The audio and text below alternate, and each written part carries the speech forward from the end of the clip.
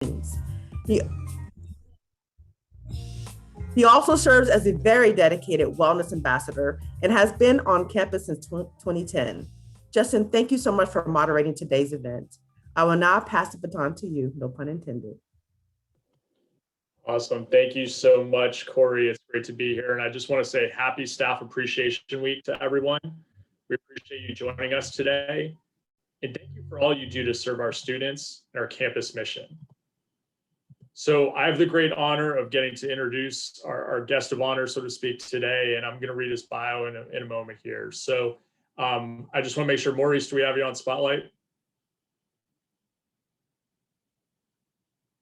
Awesome. Great. All right. So I get to embarrass Maurice now, but Maurice Evans is a graduate of the University of Texas at Austin. An accomplished businessman, speaker, and investor, Mo has deep experience working in the sports industry and with sports businesses. He is an 11-year NBA veteran who played from 2001 to 2012 for teams such as the Lakers, Pistons, Hawks, Magic, and Wizards. That's a lot of teams. Can't wait to learn more about that. And Mo brings a unique blend of sports and sports business. As a businessman, investor, and advisor, he has served in many C-suite capacities over the past 10 years for several companies, from startups to companies now trading on the New York Stock Exchange. His firsthand experience as a professional athlete, agent, and businessman is a huge asset and allows him to bring significant value to most any deal or project. Elected by his peers, Mo served as vice president of the NBA Players Association from 2009 to 2013. He was a key negotiator during the 2011 NBA labor negotiations, where he was the only player to attend all negotiating sessions. That's dedication. The successful negotiation of the 2011 collective bargaining agreement still sets the precedent as one of the most lucrative in sports history, resulting in, listen to this, a rise in player salaries to an all-time high of $7.7 million and an average valuation of $1.93 billion for NBA franchises, more than triple since 2014. Folks, those are large numbers for sure. He is an active member of the NBA's Retired Players Association, also known as the Legends Organization, where his hometown Houston chapter has the largest membership of retired NBA players in the nation. So I know we're not all here in person, but if we were perhaps in one of our auditoriums on campus, so to speak, I know we'd be given a great round of applause. So perhaps everyone out there doing the clap virtually here, but let's give a warm welcome to Maurice Evans. Maurice, how are you? I'm doing great. Thank you for the great bio. And I just want to thank yourself. I want to thank Corey. I want to thank Shirley for all the work and the effort that went into making Staff Appreciation Week possible. So I'm excited about today, and I hope the staff is excited as well. Awesome. Thank you. Well, we're looking forward to a great conversation as we get to learn more about your background and just how to approach this concept of how to find your win from any angle. To kick things off, though, first, I want to have a little bit of fun with the audience to just learn a little bit more about one of those past experiences we just talked about in your bio, Maurice, as it pertains to your time with the Players Association. So I know we have some avid Cal basketball fans out there for both our men's and women's team, and we're very proud of our alumni. And some people out there, especially are thinking of Laisha Clarendon right now from our women's basketball team, and Jalen Brown from our men's basketball team. And the fun fact is they also serve or have served as vice presidents of their respective players associations. So I'm just curious, what was that like for you in that experience when you got to serve in that role? Well, first and foremost, it's a tremendous honor because it's only an honor that you can serve, a capacity you can serve in if you're elected by your peers. So it's not a voluntary position. You must be elected. To say it says a lot about, your Cal staff and former players, student athletes, and just how they take the initiative to want to go out and be leaders amongst their peers. For me, it was a tremendous experience in that the collective bargaining agreement, as you mentioned, is one of the most lucrative in sports history. And you talked about the $7.7 million per player. It now has risen over $8 million per player. So it just keeps rising every year.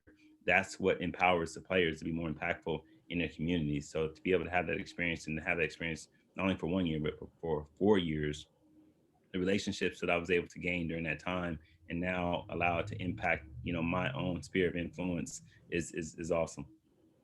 No, that makes sense. I'm sure it was very rewarding. And Maurice, that's what's so fascinating to me is that blend in a role like that. And let's use this to transition into our first conversation about again how to find your win from any angle and the significance of winning in life. But that role was a hybrid. You've competed in arenas and boardrooms. What similarities and differences do you see, from your experiences as you reflect back and continue to reflect on your time in those different That's settings? a great question. And without a doubt, there are similarities, but there's also huge differences. And some of those differences are everybody who is an owner in the NBA in some shape or fashion is highly successful. Many of them are billionaires. It's a business, and the business, I think when it got real to me during the labor negotiations was when the then President Obama sent one of his administrators to us during collective bargaining and said, you guys have to figure out a deal, because we at that point had went into a lockout situation. We were unable to arrive. We were at an impasse, and they sent literally White House staff to meet with us and say, you guys need to get a deal because you guys are now affecting interstate commerce, meaning that there's a lot of different jobs. And when you go up and down the supply chain, meaning arena workers, you think about all the people who are employed by the arenas that we play in. You think about all the supply chain, the vendors who are then impacted by us, a work stoppage. You think about all the different businesses who market and promote the NBA, television, sponsors, media, et cetera. And many people just don't think about what that looks like beyond watching their favorite player. So I had a firsthand glance as to what that looked like, for not only for myself and for my family, but all of the other players who we were fighting to protect and make sure they could then continue to earn and protect and build legacy within their own respective families. In terms of the sports aspect, again, hyper competitive, less than 1% of players around the world get to play in the NBA. So I understand it was an honor and a privilege for me. I come from a small town in Wichita, Kansas, where we don't even have a sports team, but yet I was thankful and blessed to be able to play in many instances. Many people told me voluntarily of how hard it was for me to make to the NBA. So I got constant reminders that, do you have a plan B and C and D and all these different things? But I was able to continue to find a win from any angle and make it into the NBA. And not only, even when I fought against, I was projected to be a first round pick. Number 15 pick in the first round is where my projections were. And unfortunately, I went undrafted. So that was a major adversity right off from the onset of my career, but I was able to fight back and continue to have a long-standing career. It's interesting you mentioned that, Maurice, just in terms of your draft experience. I think there's probably some Cal staff out there that are Cal football fans, and they're thinking of Aaron Rodgers when he, thought he was going to be drafted in a certain spot, and it took a little while and a little bit longer, and the anxiety probably builds up. And he's used that as fuel. And I want to break that down a little bit as we talk about how that can go into winning from any angle. But I'm just curious, real quick. So President Obama had a member of his staff. I mean, I'm curious, were you more nervous, shooting a free throw with perhaps, crunch time, so to speak, or having, the president's office come in to say, hey, you guys got to get a deal done? I'm just curious, fascinated by that. So for me, obviously shooting a free throw, I can do that in my sleep. I think it was just more of the significance. And I've always been a socially conscious individual, always have been more than just a basketball player. I always said I was a businessman who was playing basketball.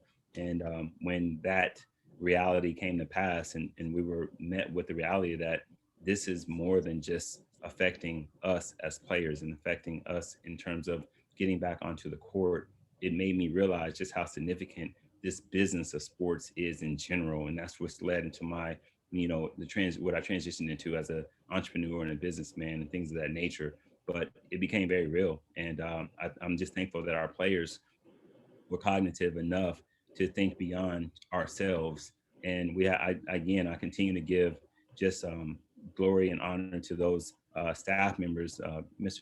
Billy Hunter and our legal team and staff who's there in the NBA Players Association, many of whom are still there. They put their best foot forward and they got a lucrative deal that continues to thrive. I mean, just to give you some context, even through a pandemic last year, the game continued to do extremely well. And sports agencies, just the top 40 sports agencies last year generated more than $65 billion in player contracts. And that led to $2.9 billion worth of commissions that they earned, just the top 40. So that lets you know how lucrative the game is.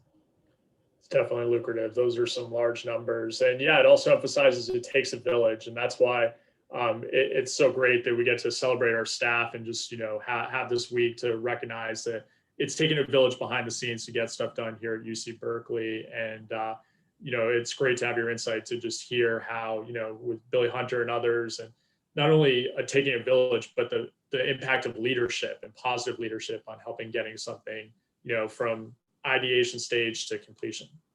Certainly, I'm very excited to be here, to be able to speak to the professionals, to the professors, and just professional staff that you all have, educators, people who give their time, their energy to help lead the world better than what they found it. And that's something that, you should all be proud of, to staff, and just the way you guys have stopped to celebrate short wins. Again, we all have been blessed to come out of a pandemic, and many people didn't make it to this point, this time of year. And many people sustained a lot of hurt and a lot of pain as a result of lost, family members and friends. And the world does look differently today. So it's awesome that you guys are conscious enough to take time to celebrate and to love on each other and to just encourage one another. So that's my goal here today, is to encourage, to come here and share, anecdotes from my past, to share things that I've been able to learn and glean from many successful people that have impacted my journey to this point.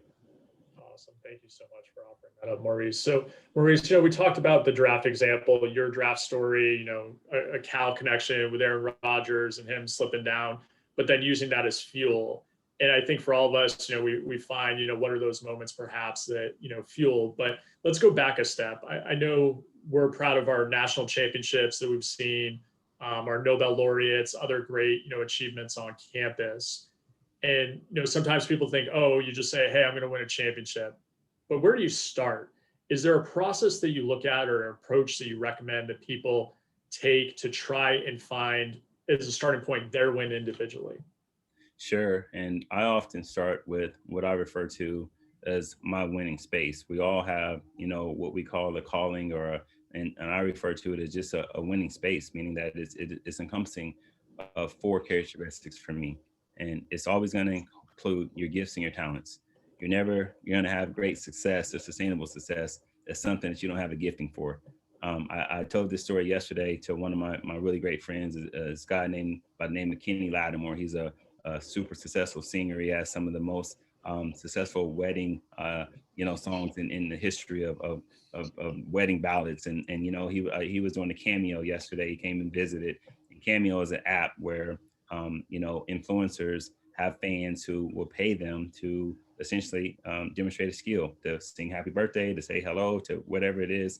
And he sang so effortlessly, and it was beautiful. And he kind of turned to me and he said, well, you have gifts, and why don't you get on Cameo? And I said, man, if I went on Cameo to sing, that's something that I said that, for me personally, I would probably get booed out of here, and you guys would, it would, just to stand on my reputation would be too much to overcome. So, but for me in basketball, that's something, as you said, do I get nervous in front of 20,000 fans? I never did, because I was often prepared and I put in the time. So my confidence was there and I knew I had the skill set.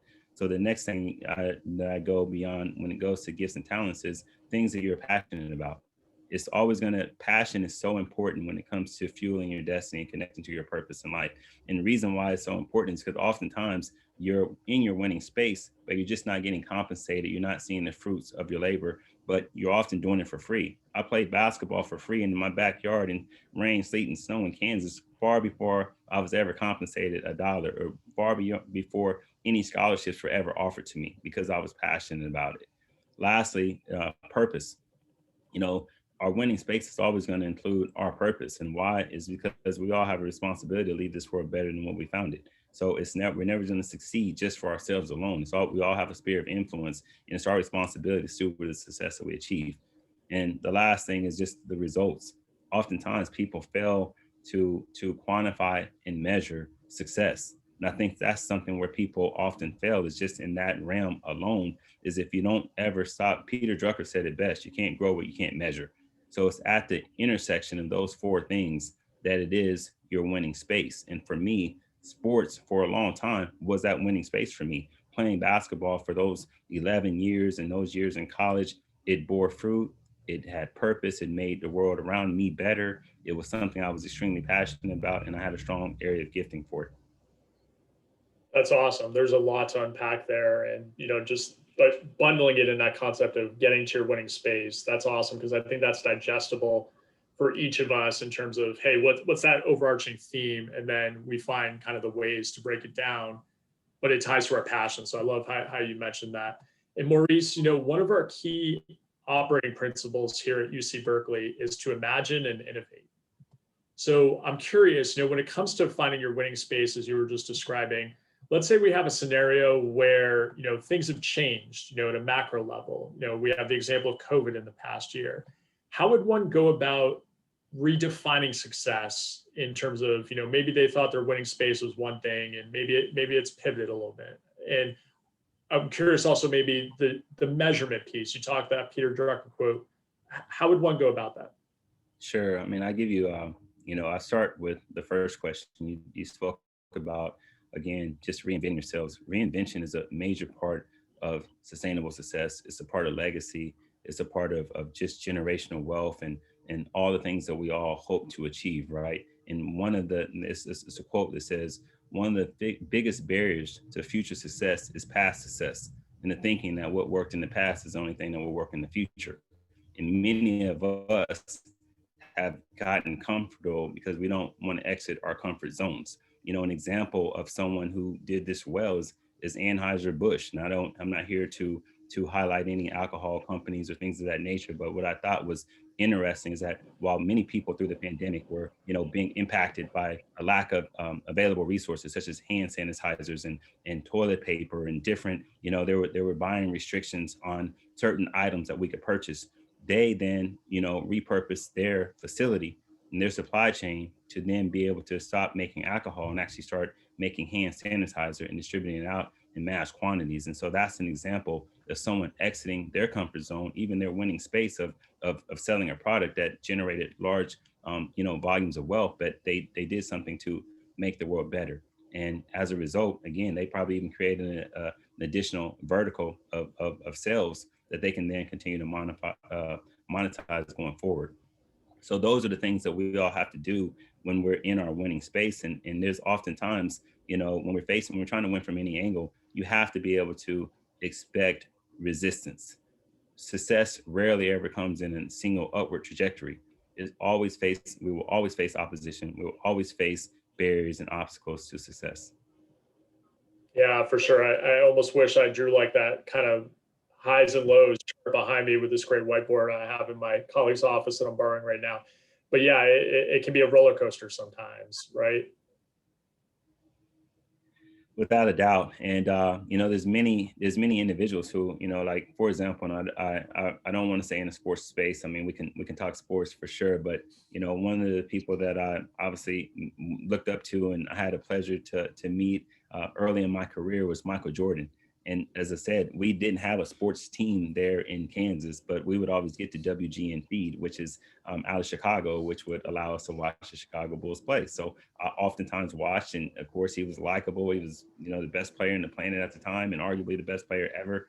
But one thing that he did was he fought so much resistance into turning the Chicago Bulls into a champion. They during the pandemic, they showed The Last Dance, which is a documentary that aired as it's 20-year-old content that they showed on this documentary, 20-year-old content. And literally it was number one during the time for content for documentaries. And the reason being is because it gave us insight into the life of a champion. It gave us insight into the different adversities that Michael Jordan then fought. And he explained those adversities, he explained all those obstacles that he was able to then overcome. And he had to take different approaches to each obstacle that he was then able to overcome. And to me, I think that's what's key to everybody's success and victory is to be able to define it, to be able to quantify it, and then to be able to go out and execute on what it is that you want. I love you mentioned The Last Dance. Maybe there's some other staff units that are all on this call, but if my team's out there, I remember that last summer when we were excited that they moved up the date. I mean, there was so much excitement around that documentary. So definitely that must have been great when Michael led the charge, and you got to see that on WGN. That's very relatable. That's awesome. So Maurice, as a staff unit, we're about to wrap up a fiscal year here on campus, which is perhaps, our equivalent in some ways to the end of an MBA season. So I'm curious, what are some of the characteristics you use to evaluate at the end of a past year and recognize when you were in your winning space? But also, we've talked a lot about individually finding your winning space. How would you also evaluate that in terms of looking at a wider group of colleagues and perhaps a team at the end of the year? Yeah, so there's a couple of different things that in methodologies that we use and techniques, and one is something simple. It's just called SMART is the acronym, and SMART simply stands for strategic, measured, accountable, realistic, and timed.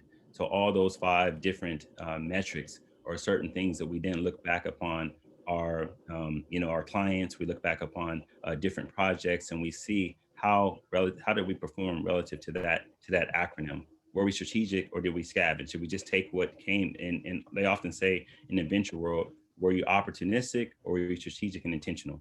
And so a lot of times opportunistic things that fall into place where you can benefit, but it's rarely sustainable because there was no strategy or no systems around it that can allow you to repeat it, right?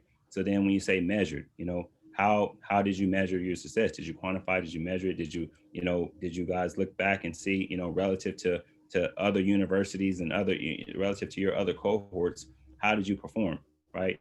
And then were you accountable to the goals that you set? And then timed and realistic. Or realistic and timed, excuse me. So, and then the last thing is something that, the late Steve Jobs, used to do. I really loved how he would take and have these vision retreats, is what he would refer to them as, where he would take his top 100 employees of his company. He would take them to a retreat, and on the last day, they would come in, and each person, they'd have a session where they'd all throw concepts and ideas to the whiteboard, as you mentioned. And what they would do is they would literally narrow them down, hour after hour, narrow them down, cross them out until they came to three new implementations and strategies that they were going to execute on the upcoming year. And this is inclusive of everything that they did to succeed in the past year. This is also inclusive of the innovation that you spoke about that you want to have as you move forward. And then they would execute on those different concepts.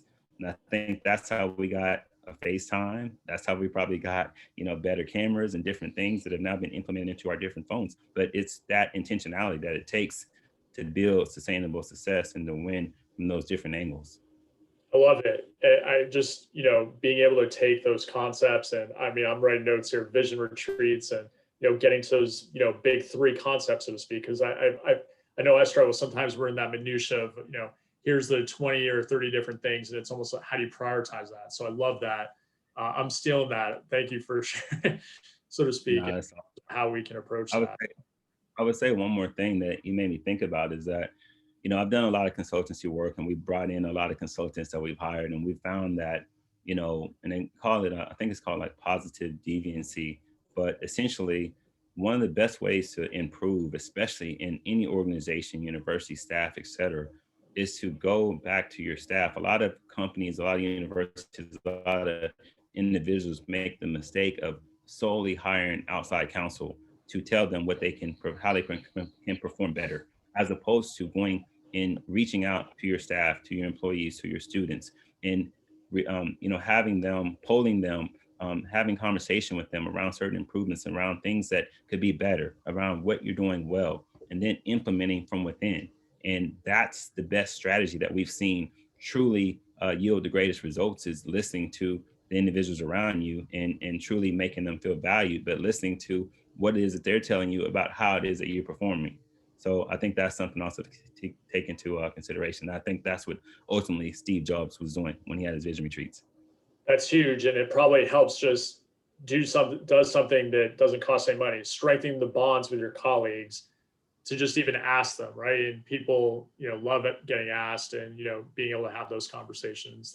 That's great from a team building perspective as well. So to look at this from a little bit different point, so to speak, we talked about winning space, SMART goals. It's not always easy. It's not like it just magically happens. And sometimes, we talked a little bit about resistance, but to dive into that further, in terms of resistance that can arise. Is it something, Maurice, where one can almost build up a callus to the point where they can almost anticipate how they should approach resistance rather than just dealing with it when it happens? What's your take in terms of how that could maybe be developed? Or it's a challenging, factor, dealing with adversity when it comes up? Well, there's a saying that growth only happens, organically when you're young, right? You continue, you might be, for me, I remember being 5'8" in 7th grade. And then next thing you know, I was 5'11". Next thing you know, I was 6'5". And, but they say that, you have to be intentional in all other areas of growth. And so with that in mind, even if you've become really great at overcoming deficits and finding angles to win, and you built up a resiliency, growth is always going to be new. So there's always going to be a level of unknown and a sense of vulnerability as you grow to each level. And I think what you have to be able to do is accelerate your learning curves.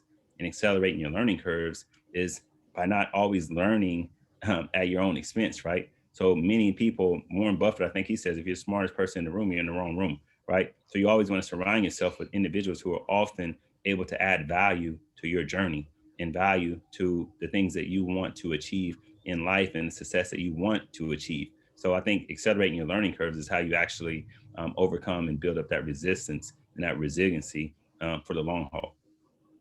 So it sounds like bold action in terms of trying to take that approach and getting after it. And in terms of starting there, what approach would one take for, perhaps taking a risk that they've never taken before? For some people, that might seem like a big leap and there's anxiety. How could one try and take the leap?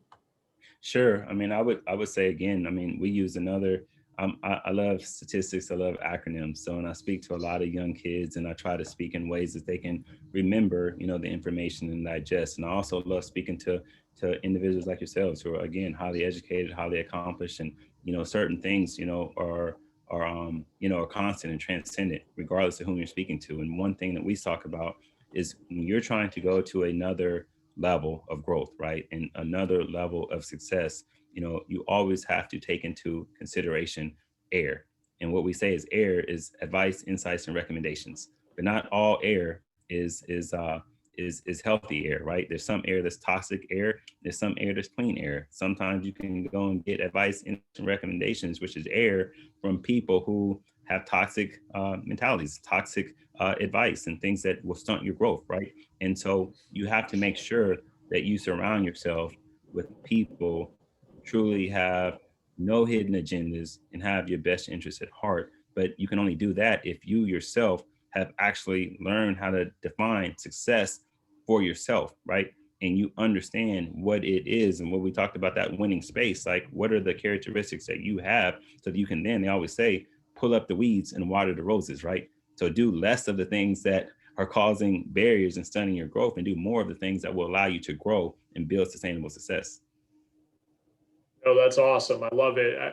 When I was growing up, it was the urban legend, coffee stunts your growth. And it's not coffee that stunts your growth. It's those toxic elements that you just described. So definitely helpful to have the pitfalls to try and avoid. That's awesome. Maurice, this has been awesome to chat. And what I'd like to do is use this as an opportunity for folks in the audience. I'll keep firing away questions at Maurice, so to speak. But please feel free to put those in the chat, and I'll be able to be your voice of the audience, so to speak. So Maurice, first off, we have a question from Allison. Could you please define the AIR acronym again? Sure. It's advice, insights, and recommendations. Advice, insights, and recommendations. All right. Meaning that essentially, when you have a mentor, when you have a coach, we all know that not all leadership, not all coaches, I can attest to, not all coaches are created equally. So, and to give you some context, I played for Phil Jackson. He won 6 championships with the Bulls. He won some with the Lakers. He's considered to be essentially a genius, a top 1%er of all coaches. And I've had some not so good coaches who didn't, give us probably the best advice, and it wasn't the best playing experience. So if you're going to get advice, insights, and recommendations, it would probably want to be from someone who is a little bit closer to, it doesn't have to be a Phil Jackson, but someone who can truly advise you, and someone who can give you insights and recommendations that can truly align with what it is that you're trying to achieve in life. Okay, awesome, thank you. Next question coming in from a member of the audience. What have been qualities or recommendations for staff to better support scholar athletes holistically? What are some ways to approach that? And especially from your scholar athlete past. Sure. I mean, I think, that's a great question. I think some of the best, I guess, insights that I could give you, in my opinion, for me, I was always a self-starter. So I was always motivated and wanting to be accomplished there. So I was able to make the dean's list and do some great things while I was in college. However, what I wish that someone would have done at that time for me is truly help me to connect my education and the things I'm learning to what it was that I wanted to achieve and accomplish in life. And what I mean is that I went back during the labor negotiations that we spoke about, and it was at that time, after 10 years had passed, that I went back to earn my degree, because I had defected and left after my junior year in college. When I went back to college during that time at the University of Texas, now I'm sitting physically on campus and I'm taking classes in biology and different things, and I'm having to finish up. I was a terrible biology student back in college when I was there. Once I came back and I had life experience, I could now, even for a subject that I didn't quite care for, and no offense to any science teachers, educators out there, for me, it just wasn't something that aligned with my winning space at the time. However, I got an A because I remember now I had context of how and why this subject was relevant and how it pertained to life and to success. And so the more relevant and the more tangible you all can continue to make these experiences, you all are so innovative as a university. And you clearly have students who go on to succeed at a high level, given by the mean salary of your graduates and the graduation rate. So you got self-starters, you got highly motivated individuals, but the more tangible you can make, to connect the education to those real life experiences, I think you could do them a huge blessing by connecting that for them.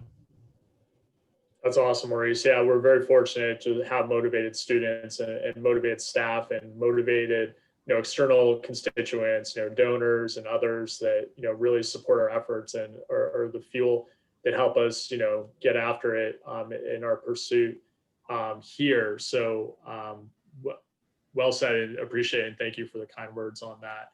And just how this university gets to support, the efforts of creating mobility for those that we serve. It's fascinating and a unique place in being able to do that. Maurice, so we talked about some of our operating principles. We talked about innovation a little bit earlier. And audience, please don't be shy about putting questions in the chat. We'll be happy to get to them. And thank you, Corey, as well. So another one of our operating principles is to include and excel together. How can we at UC Berkeley perhaps approach in the best way possible building diverse teams that can win together and not just as separate individuals? I think that's a great, initiative. And I've always said that success is inclusive, not exclusive. And so that's what happens oftentimes with many of those, unfortunately, as I said, bosses, leaders, coaches, et cetera, that think that success is exclusive, and they alienate those who they need to succeed. And so, just to give you a quick example, as I answer your question, I was fortunate enough to play in those 11 years on 9 teams that went to the playoffs. It was only the one team that played for, the Wizards, that we never went to the playoffs, and that kind of ended that streak. And on all those teams that we, went to the playoffs and contended for that championship, and we had success off the court, those coaches were able to connect each person's talents and gifts and relevancy to the greater good of the team. And to give you the best example of someone who was able to do that was Coach Pat Riley, who ended up winning a championship at Miami. And they unfortunately ended our season back in 2006 when I was with the Pistons. But long story short, what he did was he took a contribution from everybody on the team. While we know that Dwayne Wade and Shaquille O'Neal were the two best players on that team and ultimately helped them drive home the NBA championship that year, but it was the contributions from every other team member that the coach was able to highlight. He had a bucket that he would put if some player went out and got a great rebound that helped them win the game. He would write it down on a memo and he would throw it into that bucket. If a guy who normally didn't succeed in some way had a major contribution in that game, they would highlight that. And at the end of the year, when they were making a championship run, he came back to that bucket and he reminded them of how great they all were and how great they're invaluable, each contribution that they all made.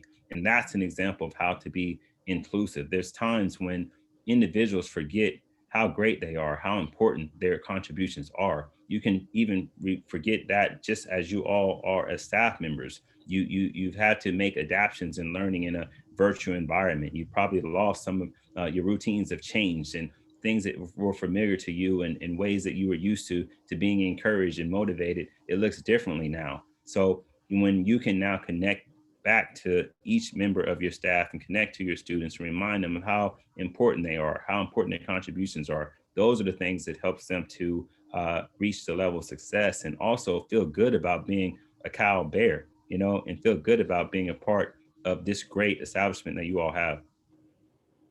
Love it. Love it. Sorry, my big head is blocking everybody, but we got Go Bears back here. So well said, Maurice. And we had another audience member question.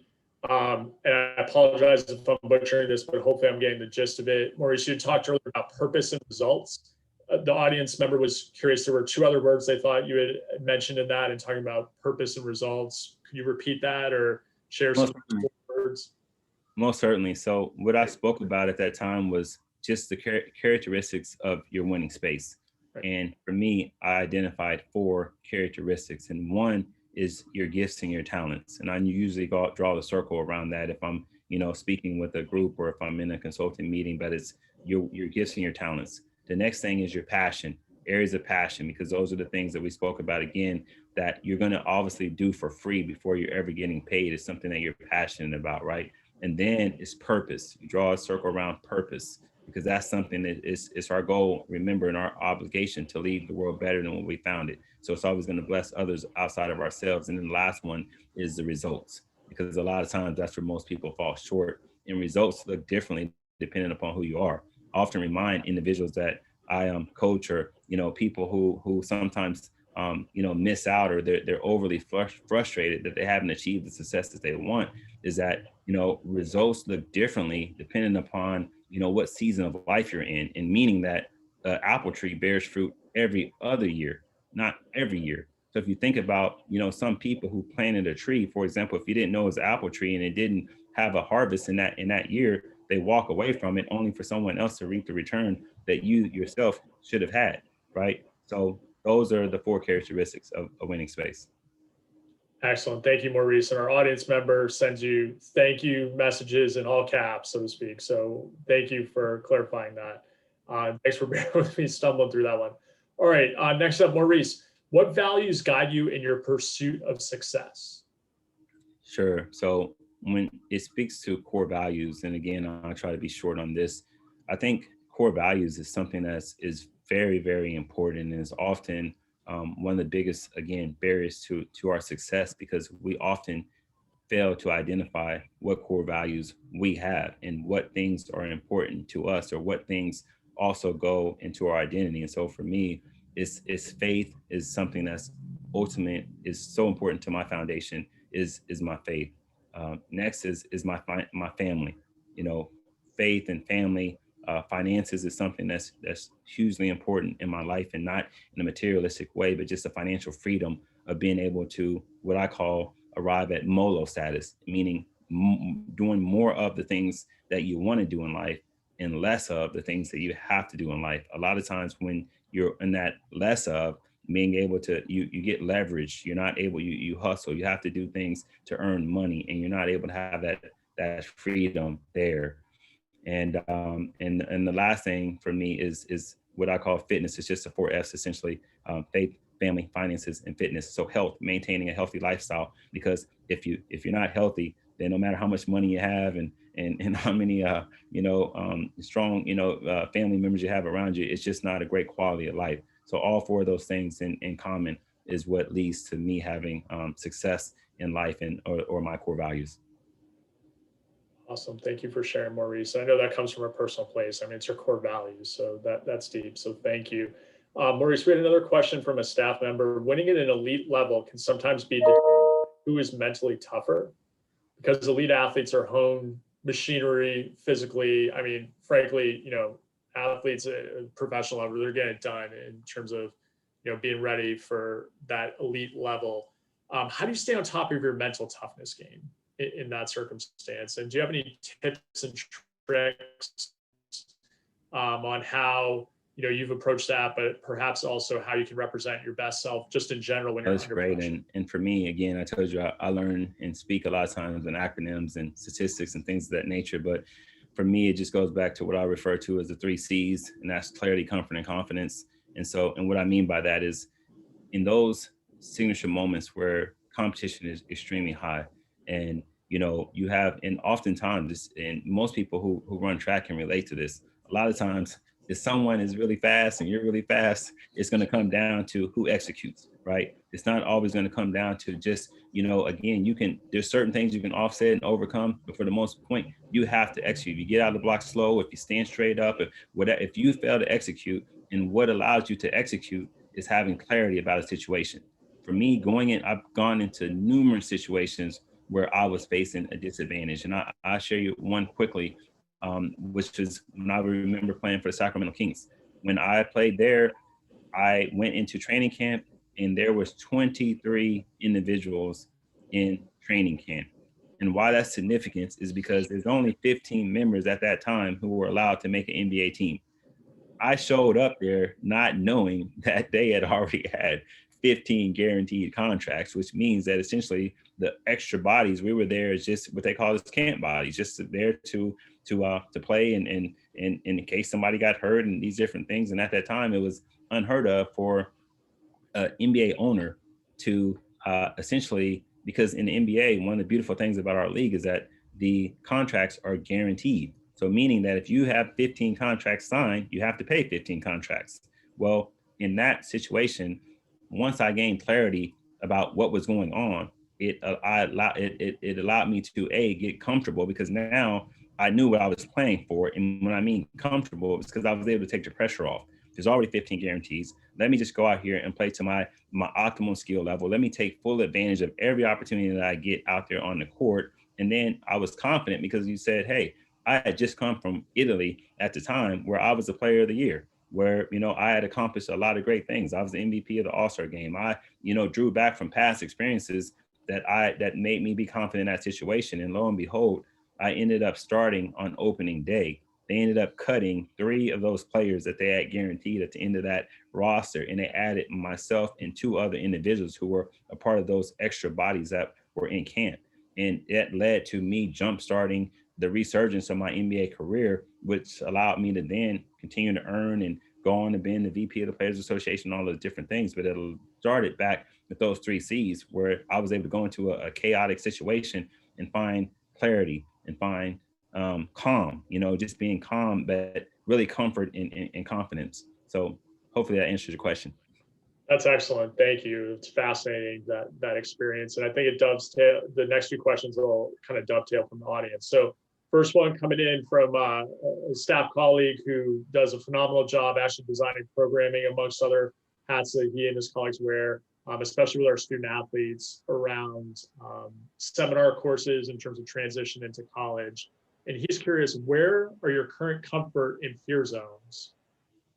What are some small ways that you are currently altering these zones into opportunities for learning and growth? So let's start there. Sure. So for me, when you speak in terms of fear zones, and, again, for me, I don't really operate in fear, in that I'm not afraid to fail, right? I'm very optimistic, and I guess I'm a moderate risk taker. I've gone from being someone early in life who was probably more of a high risk taker, given that I've invested in multiple businesses and I'm very passionate, but I've had to learn, through different lessons, I guess you can say, that you have to obviously invest in moderation. You have to be able to make informed decisions. And because I make informed decisions, meaning that I do my due diligence and I make sure that I have as much available information about a situation that I enter into, I feel very confident going into it and confident that I can live with the outcomes.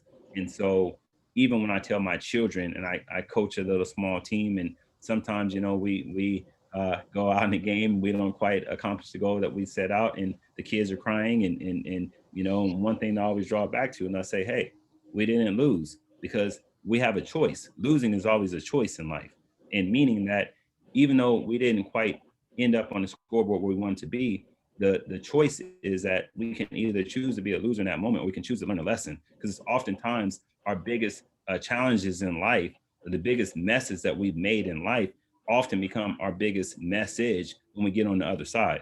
So when you choose to apply a learned lesson to your journey, fear to me goes out the window, because there's some purpose in whatever pain that we've had or that we've experienced if we use it and choose to be intentional about that as well. Love it. And I think it's interesting too. Sometimes we focus on the person receiving the message and the learner, but I'm thinking as a new parent still relatively, in how, I try to deliver the message to my child, so to speak. And yeah, it's thinking through that context as well as how the teacher, so to speak, can learn how to more effectively deliver those messages and whatnot. So that's great stuff. So then the other piece that kind of came from that, in terms of a different question that I think dovetails here to a different side of it, is politics being everywhere. So acknowledging that politics are everywhere: locker room, boardroom, college campuses, society, frankly, right? How did you learn to navigate politics? And or if someone isn't familiar with the politics, how can we learn and grow in those circumstances? Yeah, great. I mean, that's an excellent question. And I dealt with politics for the vast part of my NBA journey and career, especially being a part of that vice presidency role where I was the only player who was involved in every aspect of the labor negotiations, et cetera.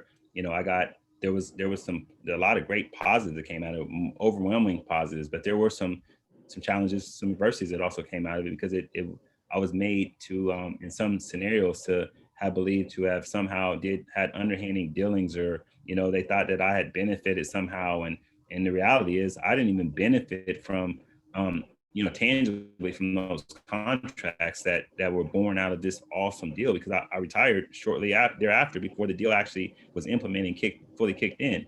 But in terms of those politics, I have a really good NBA friend right now who's 20 years in. And one of the challenges with NBA officials, if you're watching the playoffs right now, is that early on in the playoffs, there's so many teams that almost every official who does pretty well during the regular season makes it into the first round. However, but as the teams start getting eliminated and there's less frequent games, and now you go into the final, 8 teams and 4 teams, and then you go into the NBA finals, there's less of a need for those officials, right? And so one of my friends who has been there for so long, he was frustrated over time that he felt like those politics had boxed him out of being able to be, one of those finals officials. And, again, just to answer the question, there's been multiple athletes who have won Super Bowls and NBA championships that came out on the other side, and they said, this isn't what I thought it would be. And they felt empty on the other side. And the reason they felt empty is because they allowed the politics of trying to prove everybody wrong to outweigh the actual and steal away their joy that you could have even before you win the championship. So the answer to the question for me is that regardless of politics, we choose what we're going to take away from any situation. We choose how we internalize that. And for a long time, I allowed those same politics to rob me of being in the NBA, because I was fighting the allegations, the false allegations that said, I needed to prove something to everybody else when I had already proved something to myself. So it's choosing your happiness, choosing intentionality, choosing to find purpose in the success that we have, even when it's not quite where we want to be. Maurice, that's awesome. And I think that's a great way to close out, so to speak. And we're going to turn it over to Corey in a moment. But what you said there that I think jumps out for a lot of people in the audience is you described, frankly, servant leadership, and you tackled projects for your association that weren't necessarily going to benefit you, as much as it was going to benefit the next generation. And we have examples of servant leaders all across this campus, starting with our Monday star of Staff Appreciation Week, Chancellor Christ, and some trivia that she got to do for staff. So I can't think of a better way to wrap it up, just in terms of thoughts for Staff Appreciation Week as far as our Zoom content, so to speak. So Maurice, I just can't thank you enough, but I'm gonna actually turn it over to Corey for some closing thoughts. So Maurice, it's been a pleasure. Thank you so much for your time today. Thank you for having me. I hope you all enjoyed it, and thank you again. Wow. I'll turn it over to you. Yeah, no, absolutely. I do not know how to follow that. I am deeply grateful, and also felt that this conversation was very uplifting and inspiring. And I hope that others who stayed to the very end kind of felt that passion, and will carry that through until the rest of their summer and the year. So I want to thank you both for your time today. Thank you, Justin, so much for such a really great moderated discussion. And I know that you spent a lot of time making sure we can get the most out of our time with Maurice. And Maurice, thank you so much for just sharing your expertise and insight. Thank you. We appreciate you so much. This concludes our Staff Appreciation Week events. And I want to thank our Staff Appreciation Week committee, Gabrielle McGrath, she helped us today, and Susan Cravoy, Anissa Hagedorn, and our fearless leader, Shirley Geraldo, who is no longer on the call, but she led many of these efforts this week and pulled us all together to hopefully offer you a wonderful assortment of events. I want to wish you all a wonderful summer. And please know, as Justin mentioned earlier, that you're all deeply appreciated for the work that you do for the faculty, students, the staff, the campus community. And best of health and well-being to all of you. And Maurice, do you have anything that you'd like to say to everyone before we close out today? Again, I just want to thank you all for having me. I want to thank Justin and Corey and Shirley again for orchestrating this awesome event. I'm so thankful to have been able to spend this time with you all. I've always had a great passion for Cal Berkeley, just because of the great athletes, Jason Kids, and watching Jaylen Brown and watching so many other athletes, Aaron Rodgers, and so you guys are just doing a tremendous job, and I just wish you all continued success in your journey. Thank you. Thank you, and go Bears.